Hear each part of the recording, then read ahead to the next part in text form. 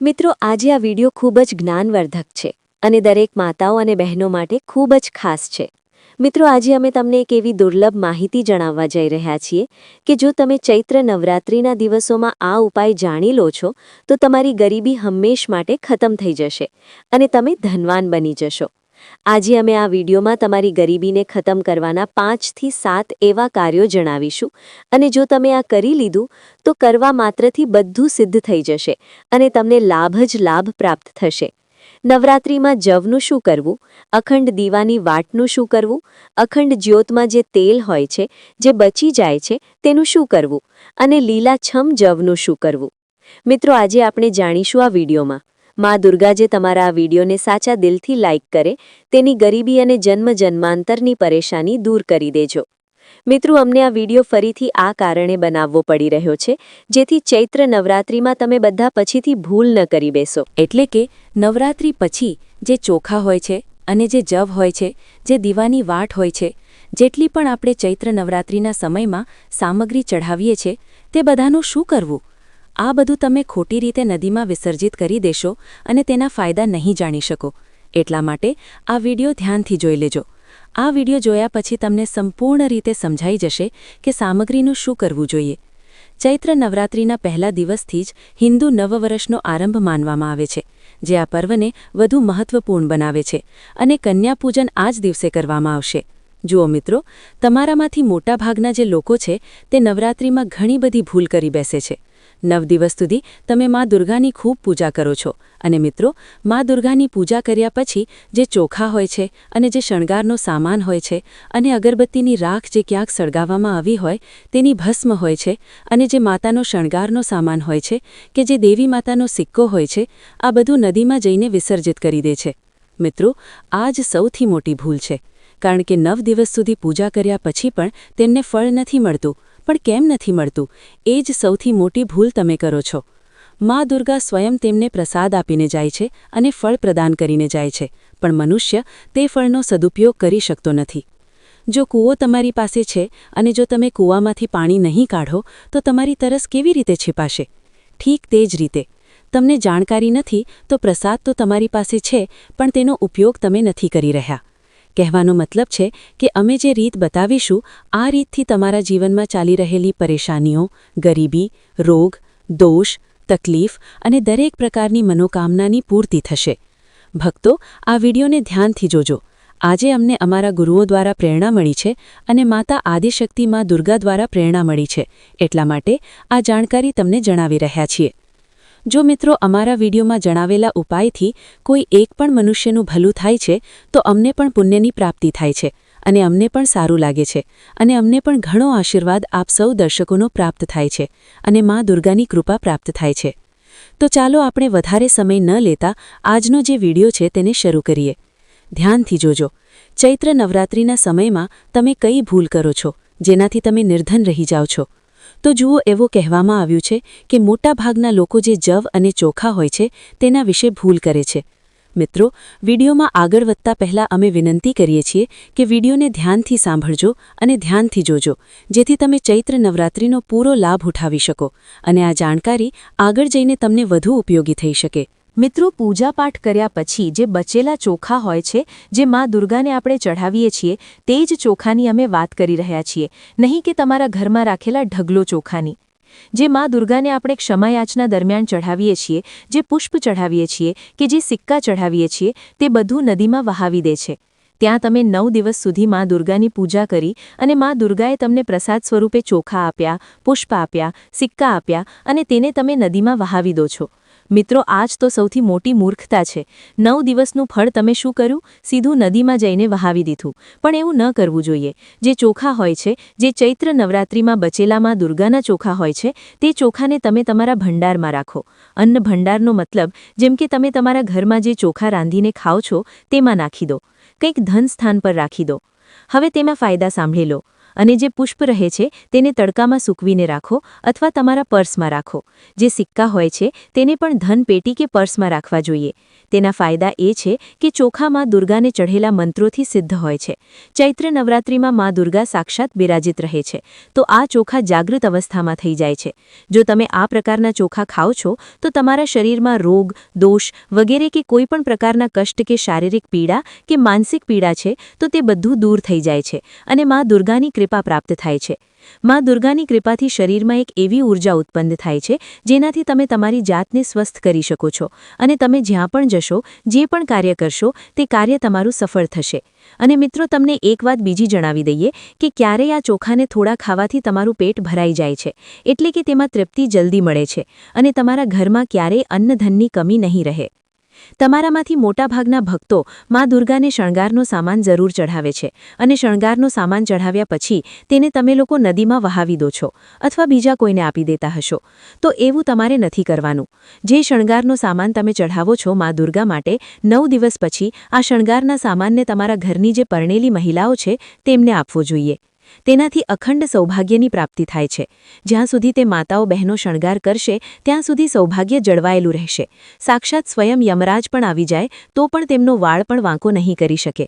મહિલાઓ ઘરની સાક્ષાત લક્ષ્મી હોય છે, એટલા માટે ધ્યાન રાખો કે જે બચેલો શણગારનો સામાન હોય તે ઘરની સ્ત્રીઓને આપવો. હવે અખંડ જ્યોતના તેલની વાત કરીએ. મોટાભાગના ભક્તો બચેલા તેલને નદીમાં વિસર્જિત કરી દે છે. આ મોટી ભૂલ છે. 9 દિવસ સુધી જ્યોત સળગવાને કારણે તેલ જાગ્રત અવસ્થામાં હોય છે. જો તમારા હાથ પગમાં દુખાવો હોય કે કોઈએ તમારા પર કાળો જાદુ કર્યો હોય તો જે દીવાનું બચેલું તેલ હોય છે તેને તમારા માથા પર લગાવો અથવા શરીરમાં જ્યાં દુખાવો હોય ત્યાં લગાવો. શરીર પર કેવો પણ તંત્રવિકાર હોય તે દૂર થઈ જશે. આ માં દુર્ગાની સાક્ષાત કૃપા છે. 2 મિનિટમાં તમને આરામ મળશે. આજે અમને અમારા ગુરુઓ દ્વારા પ્રેરણા મળી કે આ જાણકારી સમાજને જણાવવામાં આવે. આનાથી તમારું ભલું થશે અને તમારે કોઈ તાંત્રિક પાસે જવાની જરૂર નહીં પડે. બસ 1 વર્ષ માટે આ તેલ બચાવીને રાખો. ગમે તેવો ગ્રહ નક્ષત્રનો દુખાવો હશે તે દૂર થઈ જશે. નવરાત્રિમાં તમે અગરબત્તી સળગાવો છો તેની ભસ્મનું શું કરવું? આ ભસ્મને પણ 1 વર્ષ માટે સાચવીને રાખવી જોઈએ. અગરબત્તીની ભસ્મ હોય કે છાણાની ભસ્મ હોય તે ખૂબ જ પવિત્ર છે. જો વધારે હોય તો નદીમાં વહાવો, બાકી થોડી તમારા પાસે રાખો. ભસ્મના ફાયદા જણાવતા પહેલા હજુ સુધી જો તમે કોમેન્ટ બોક્સમાં જય માં દુર્ગા નથી લખ્યું તો લખી દેજો. તેનાથી અમને વિડીયો બનાવવાનું મોટિવેશન મળે છે. આ ભસ્મને તમે થોડી થોડી ખાવાનું શરૂ કરો તો તમારી આધ્યાત્મિક ઉન્નતિ થશે. તમારી વિચારવાની ક્ષમતા 1000 ગણી વધી જશે. તમે જે પણ કાર્ય કરવા જશો તેમાં તમને પ્રગતિ મળશે. ખાસ વાત એ છે કે નાના બાળકોને નજર જલ્દી લાગી જાય છે, તો આ ભસ્મનો તિલક તેમના માથા પર લગાવો અથવા પેટમાં દુખતું હોય ત્યાં ઘસો. ગમે તેવો પ્રેત વળગાડ હશે તો તે ભસ્મ થઈ જશે. ભણવામાં નબળા બાળકોને આ ભસ્મ ખવડાવવાથી તેમની બુદ્ધિ સ્થિર અને તેજ થાય છે. હવે દીવાની વાટનું શું કરવું? મોટાભાગના લોકો નદીમાં વહાવી દે છે, પણ દીવાની વાટ હંમેશા જાગૃત અવસ્થામાં રહે છે.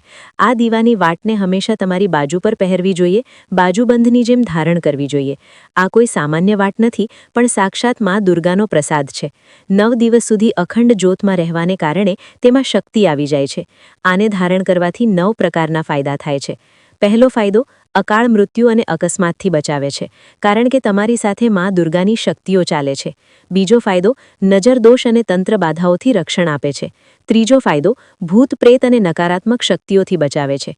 ચોથો ફાયદો, લક્ષ્મી માતાની પૂર્ણ કૃપા પ્રાપ્ત થાય છે. પાંચમો ફાયદો, દૈહિક અને ભૌતિક સુખ મળે છે. છઠ્ઠો ફાયદો, મનોવાંછિત કાર્ય સફળ થાય છે. સાતમો ફાયદો, મનગમતી નોકરી મળે છે. આઠમો ફાયદો, દૈનિક સિદ્ધિ પ્રાપ્ત થાય છે. અને 9મો ફાયદો, માં દુર્ગા તમારા શરીરમાં હંમેશા અંશરૂપે બિરાજમાન રહે છે. માં દુર્ગાનું જે સ્વરૂપ છે તે છે સિદ્ધિદાત્રી, જે તમામ પ્રકારની સિદ્ધિ અને મોક્ષ આપનાર છે. નવરાત્રિના 9મા દિવસે તેમની પૂજાથી અશક્ય કાર્ય પણ શક્ય બને છે. તેમનો બીજ મંત્ર છે સિદ્ધિદાત્ર્યૈ નમઃ. આ મંત્રનો જેટલો જાપ કરશો તેટલી વધુ સિદ્ધિ મળશે. માતા રાણી તમારા ઘરના દુઃખ દર્દ પોતાની સાથે લઈ જશે. આ બધી જાણકારી તમારે પૂર્ણ શ્રદ્ધાથી કરવાની છે.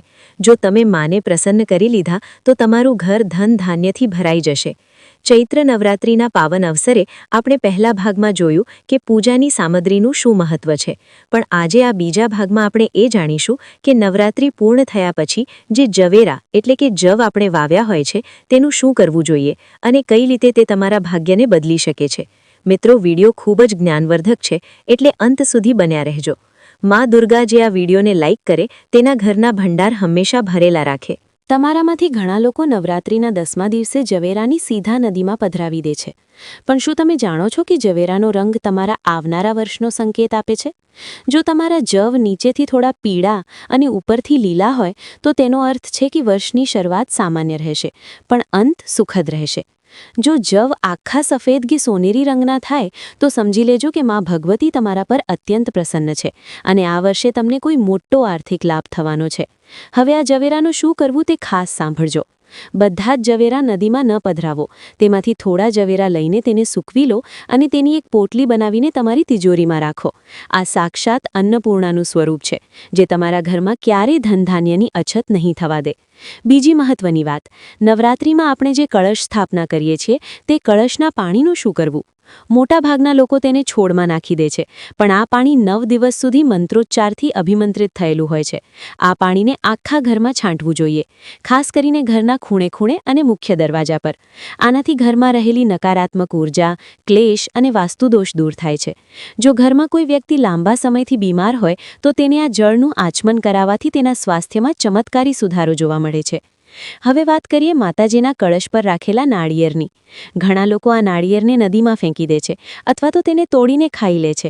પણ જો તમે વિધિવત પૂજા કરી હોય તો આ નાળિયેરને લાલ કપડામાં લપેટીને તમારા ઘરના મુખ્ય દ્વાર પર અંદરની તરફ બાંધવું જોઈએ. આ નાળિયેર તમારા ઘર માટે રક્ષા કવચનું કામ કરશે. કોઈની ખરાબ નજર કે તાંત્રિક વિધિ તમારા ઘરની અંદર પ્રવેશી શકશે નહીં. મિત્રો, નવરાત્રિના 9 દિવસ દરમિયાન આપણે જે અખંડ જ્યોત પ્રગટાવીએ છીએ તેની નીચે આપણે ચોખાની ઢગલી કરીએ છીએ, જેને અષ્ટદળ કમળ કહેવાય છે. પૂજા પૂરી થયા પછી આ ચોખાનું શું કરવું? આ ચોખાને પક્ષીઓને ચણ તરીકે નાખવા જોઈએ. પક્ષીઓ જ્યારે આ સિદ્ધ ચોખા ચણે છે ત્યારે તમને અજાણતા જ અસંખ્ય પુણ્યની પ્રાપ્તિ થાય છે અને તમારા પિતૃઓ પણ તૃપ્ત થાય છે. આ સિવાય પૂજામાં આપણે જે સોપારીનો ઉપયોગ ગણેશજી કે ગૌરી માતા તરીકે કર્યો હોય તેને ફેંકવી નહીં. આ સોપારીને ગંગાજળથી ધોઈને ફરીથી તમારી પૂજાની થાળીમાં સ્થાન આપો.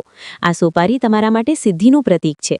જ્યારે પણ તમે કોઈ મહત્વના કામ માટે બહાર જાઓ ત્યારે આ સોપારી સાથે રાખવાથી કાર્યમાં સફળતા મળવાની શક્યતા વધી જાય છે. માં સિદ્ધિદાત્રીની કૃપાથી આ બધી માહિતી આજે અમે તમને પાર્થ ગઢવી ચેનલના માધ્યમથી આપી રહ્યા છીએ. યાદ રાખજો, માં દુર્ગા માત્ર પૂજાથી પ્રસન્ન નથી થતી, પણ તમે તેના પ્રસાદનો અને પૂજાની સામગ્રીનો કેવી રીતે આદર કરો છો તેનાથી તમારી શ્રદ્ધા પરખાય છે. જો તમે આ નાના નાના ફેરફાર કરશો તો ચોક્કસપણે આ ચૈત્ર નવરાત્રિ તમારા જીવનમાં મોટું પરિવર્તન લાવશે. જો તમને આ માહિતી ગમી હોય અને તમે ઈચ્છતા હો કે માં દુર્ગા તમારા પર આશીર્વાદ વરસાવે તો કોમેન્ટમાં જય માં આદિશક્તિ જરૂર લખજો. આ વિડીયોને તમારા મિત્રો અને પરિવાર સાથે શેર કરજો, જેથી તેઓ પણ આ ભૂલો કરતા બચે. અને હા, જો તમે હજુ સુધી પાર્થ ગઢવી ચેનલને સબસ્ક્રાઇબ નથી કરી તો અત્યારે જ કરી લો, જેથી ભવિષ્યમાં પણ આવી જ દુર્લભ જાણકારી તમને મળતી રહે. ચૈત્ર નવરાત્રિ એ માત્ર ઉપવાસનો તહેવાર નથી, પણ આ 9 દિવસોમાં તમે જે ઊર્જા એકઠી કરી છે તેને આખું વર્ષ કેવી રીતે સાચવવી તે સમજવાનો ઉત્સવ છે. માં દુર્ગાજી આ વિડીયોને લાઇક કરે તેના સંતાનોનું હંમેશા રક્ષણ કરે. મિત્રો, તમે નવરાત્રિમાં કન્યાપૂજન તો કરતા જ હશો. અષ્ટમી કે નવમીના દિવસે જ્યારે તમે નાની કન્યાઓને ઘરે જમવા તેડાવો છો ત્યારે તમે તેમને ભેટમાં શું આપો છો? મોટાભાગના લોકો પ્લાસ્ટિકના વાસણો કે ખાવાની વસ્તુ આપી દે છે, પણ શાસ્ત્રો મુજબ જો તમે કન્યાઓને લાલ રંગના વસ્ત્રો અથવા લાલ રંગની બંગડીઓ કે ચુંદડી અર્પણ કરો છો તો માં ગૌરી અત્યંત પ્રસન્ન થાય છે. ખાસ વાત એ છે કે કન્યાપૂજન પતી જાય પછી તે કન્યાઓના ચરણ સ્પર્શ કરીને તેમની ચરણરજ એટલે કે તેમના પગની ધૂળ તમારા કપાળે લગાવો. આ ચરણરજમાં સાક્ષાત નવદુર્ગાનો વાસ હોય છે, જે તમારા ભાગ્યના બંધ દરવાજા ખોલી શકે છે.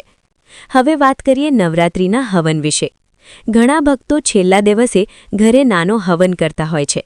હવન પૂરો થયા પછી તેની જે રાખ એટલે કે ભસ્મ વધે છે તેને લોકો કચરામાં કે ગમે ત્યાં ફેંકી દે છે. આ ભૂલ ક્યારેય ન કરતા. આ હવનની ભસ્મમાં દુર્ગા સપ્તશતીના મંત્રોની શક્તિ સમાયેલી હોય છે. આ ભસ્મને એક લાલ કપડામાં બાંધીને તમારા ઘરના મુખ્ય દરવાજાની ઉપર અંદરની તરફ લટકાવી દો. આનાથી તમારા ઘરમાં ક્યારેય નકારાત્મક શક્તિ કે મેલી વિદ્યા પ્રવેશ કરી શકશે નહીં. જો તમારા ઘરમાં કોઈને ખરાબ સપના આવતા હોય અથવા રાત્રે ડર લાગતો હોય તો તેના ઓશિકા નીચે આ ભસ્મની એક પડીકી રાખવાથી તેને શાંતિથી ઊંઘ આવશે અને રક્ષા થશે. બીજી એક અતિ મહત્વની વાત, નવરાત્રિમાં આપણે જે માતાજીની છબી કે ફોટાનું પૂજન કરીએ છીએ અથવા જો તમે નવું યંત્ર લાવ્યા હો તો નવરાત્રિ પછી તેનું શું કરવું? જો તમે માટીની મૂર્તિ લાવ્યા હો તો તેનું વિસર્જન ઘરે જ કોઈ પવિત્ર કુંડામાં કરો અને તે માટીમાં તુલસીનો છોડ વાવો. પણ જો તમે ફોટો કે યંત્ર લાવ્યા હોવ તો તેને ક્યારેય નદીમાં ન પધરાવવો. તેને તમારા પૂજા ઘરમાં જ સ્થાપિત કરો. જે યંત્ર 9 દિવસ સુધી અભિમંત્રિત થયું હોય તે તમારા ઘર માટે પાવર હાઉસ જેવું કામ કરે છે. નિત્ય તેની પૂજા કરવાથી તમારા ઘરમાં સુખ, શાંતિ અને સમૃદ્ધિ જળવાઈ રહેશે. ઘણા લોકો પૂજામાં લાલ દોરો એટલે કે નાડાછડીનો ઉપયોગ કરે છે, જે માતાજીને ચઢાવવામાં આવે છે. નવરાત્રિ પૂરી થયા પછી આ દોરો તમારા ઘરના દરેક સભ્યોના જમણા હાથે બાંધવો જોઈએ. આ દોરો 9 દિવસ સુધી માતાજીના સાનિધ્યમાં રહ્યો હોવાથી તે એક સુરક્ષા કવચ બની જાય છે. આ દોરો બાંધેલો હોય ત્યાં સુધી કોઈ પણ પ્રકારની નજર લાગતી નથી અને વ્યક્તિના આત્મવિશ્વાસમાં વધારો થાય છે. મિત્રો, ચૈત્ર નવરાત્રિમાં ખાસ કરીને લીમડાના રસનું પણ મહત્વ હોય છે. જો તમે નવરાત્રિના દિવસોમાં લીમડાના પાનનો રસ પીઓ છો તો તે દેવી માના પ્રસાદ સમાન ગણાય છે, જે તમારા લોહીને શુદ્ધ કરે છે અને વર્ષભર તમને બીમારીઓથી દૂર રાખે છે. માં દુર્ગા પ્રકૃતિનું સ્વરૂપ છે અને આ 9 દિવસોમાં પ્રકૃતિ સાથે જોડાયેલા રહેવાથી જ સાચી સિદ્ધિ મળે છે. આપણે અત્યાર સુધી સામગ્રી અને વિધિઓ વિશે ઘણું જાણ્યું, પણ આજે આ ચોથા ભાગમાં હું તમને એવા રહસ્યો જણાવીશ જે તમારા ઘરની આર્થિક સ્થિતિ અને સુરક્ષામાં રાતોરાત પરિવર્તન લાવી શકે છે. ચૈત્ર નવરાત્રિ એ માત્ર પૂજાનો પર્વ નથી, પણ એ શક્તિને આત્મસાત કરવાનો સમય છે. માં ભગવતી જે આ વિડીયોને અંત સુધી જોવે અને શેર કરે તેના જીવનના તમામ અંધકાર દૂર કરી દેજો. મિત્રો, તમે 9 દિવસ સુધી જે અખંડ જ્યોત પ્રગટાવી હોય છે તેની ઉપર જે કાળી મેશ એટલે કે કાજળ જામ્યું હોય છે તેનું શું કરવું તે કદાચ કોઈને ખબર નથી. આ કાજળ સાક્ષાત માં કાળીનું સ્વરૂપ છે અને તે 9 દિવસના મંત્રોની ઊર્જાથી ભરેલું હોય છે. આ કાજળને એક નાની ડબ્બીમાં ભરી લો અને તેમાં થોડું ઘી કે ગાયનું માખણ ભેળવી દો. રવિવાર કે મંગળવારના દિવસે આ કાજળનો ટીકો તમારા ઘરના મુખ્ય દરવાજાના બંને બાજુ અને બારીઓ પર લગાવો.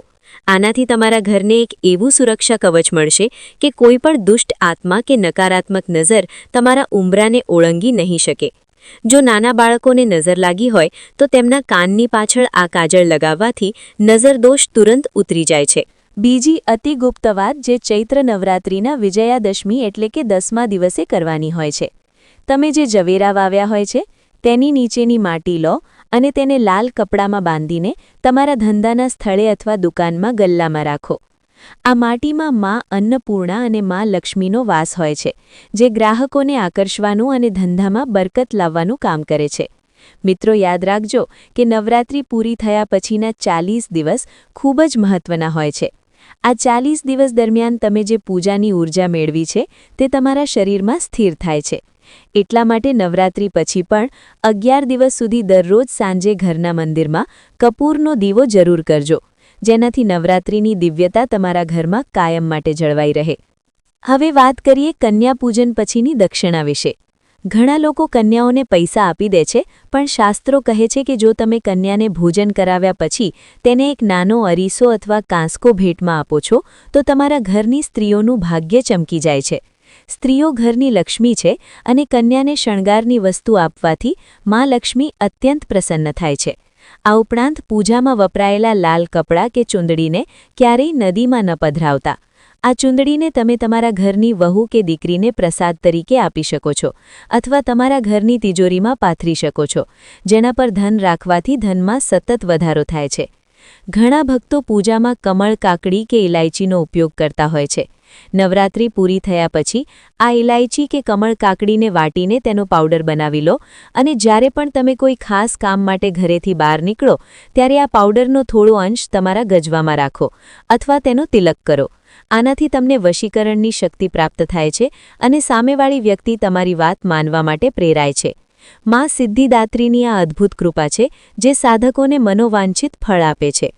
મિત્રો, પાર્થ ગઢવી ચેનલનો ઉદ્દેશ્ય હંમેશા સાચી અને પ્રાચીન જાણકારી તમારા સુધી પહોંચાડવાનો રહ્યો છે.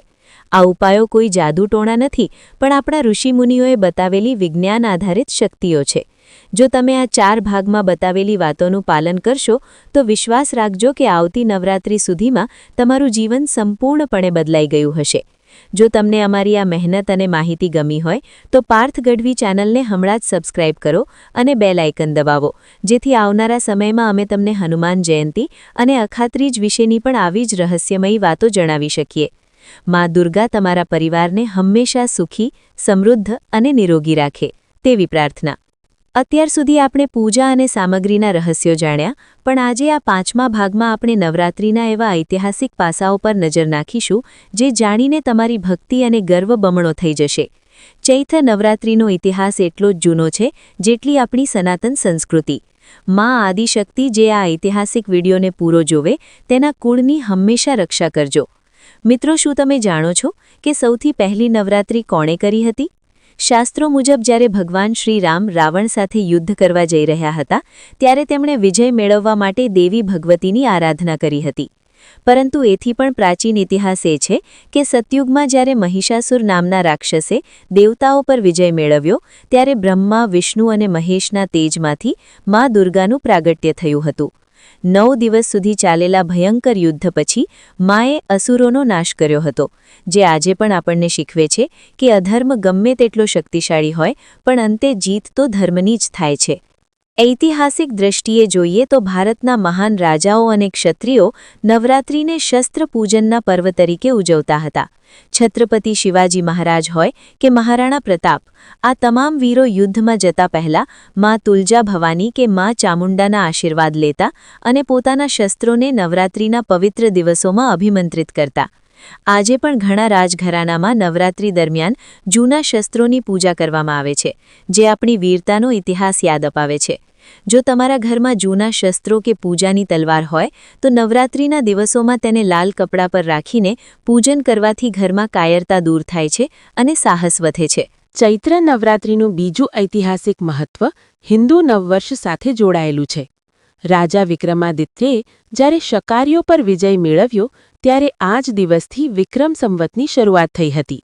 એટલે કે ચૈત્ર નવરાત્રિનો પહેલો દિવસ એ વિજય અને નવા યુગના પ્રારંભનું પ્રતીક છે. ઐતિહાસિક રીતે આ દિવસોમાં પ્રકૃતિ પણ પોતાનો સ્વરૂપ બદલે છે. પાનખર વિદાય લે છે અને નવી કુંપણો ફૂટે છે, જે દર્શાવે છે કે જૂની નકારાત્મકતાને છોડીને નવું જીવન શરૂ કરવાનો આ શ્રેષ્ઠ સમય છે.